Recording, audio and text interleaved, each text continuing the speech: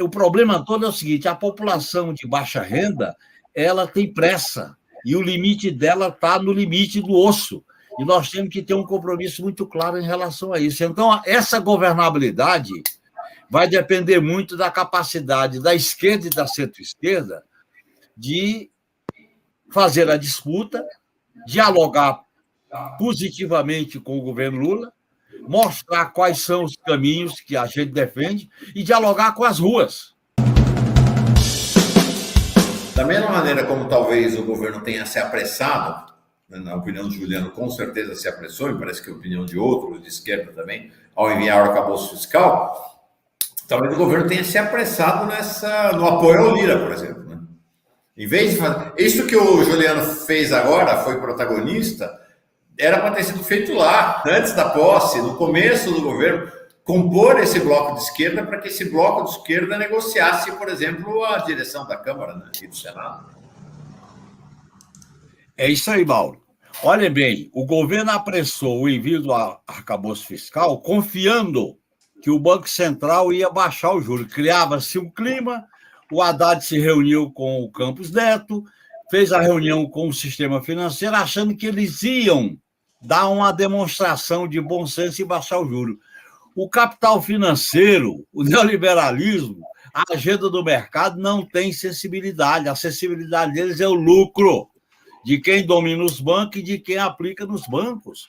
Eu acho que foi uma pressa desnecessária. Segundo, nós não podemos, num quadro de transição crítica e de transição no quadro de uma crise sistêmica, aceitar limitações e ferrolhos no investimento público e estabelecer limitações para o patamar de crescimento econômico, que é muito baixo. Quer dizer, nós vamos administrar o país num quadro de limitação, como vamos garantir os investimentos? E olha bem, no arcabouço fiscal, ele excepciona as transferências constitucionais.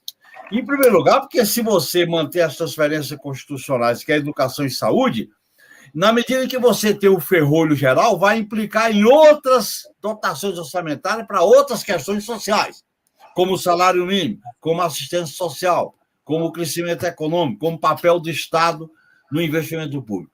E agora, a grande mídia conservadora neoliberal, aquilo que o Brizola chamava os eunucos do neoliberalismo, esses eunucos agora vêm com o discurso de cortar do arcabouço as transferências constitucionais que não podem ser alteradas. Esse é que é o problema grave. Eles não têm limite para fazer essa pressão. E eu acho que nós, compreendendo que é um governo de disputa, é um governo de uma governabilidade tensionada, é um governo que nós não podemos ter ilusão.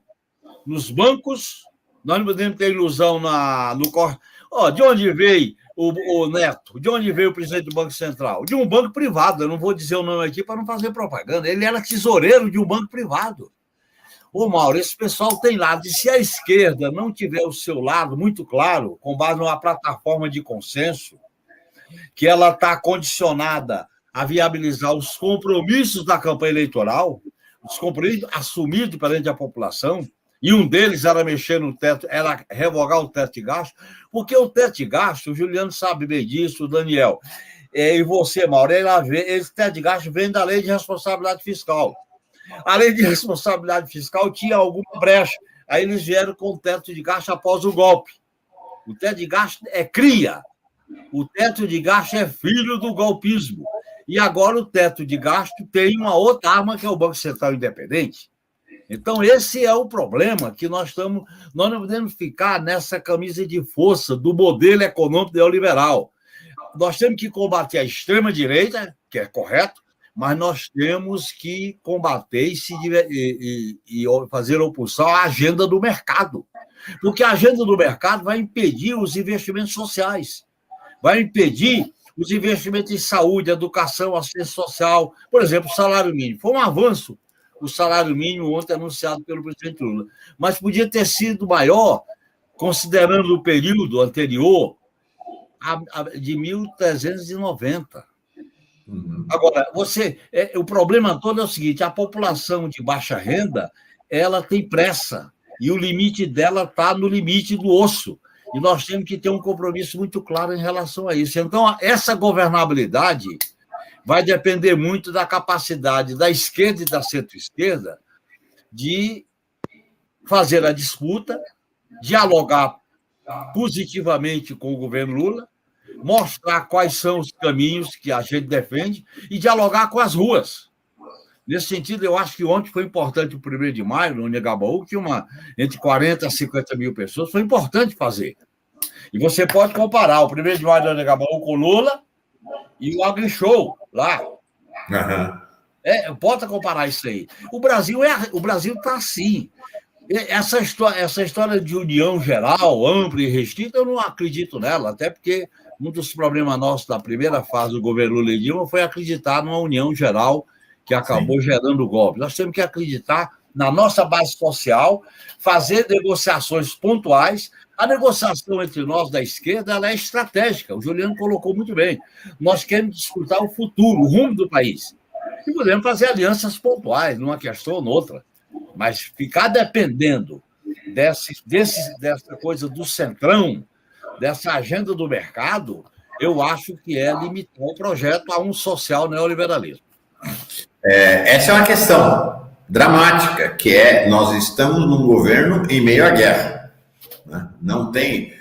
sempre digo isso, acho que tem uma questão em relação a esse slogan do governo. União e reconstrução. Reconstrução, ok, mas união é uma ilusão, não tem união, é guerra. É guerra, né, Daniel? Eu preferia o lema transformação e reconstrução. Proposta do Rui Falcão, por sinal. Proposta do Rui Falcão lá atrás.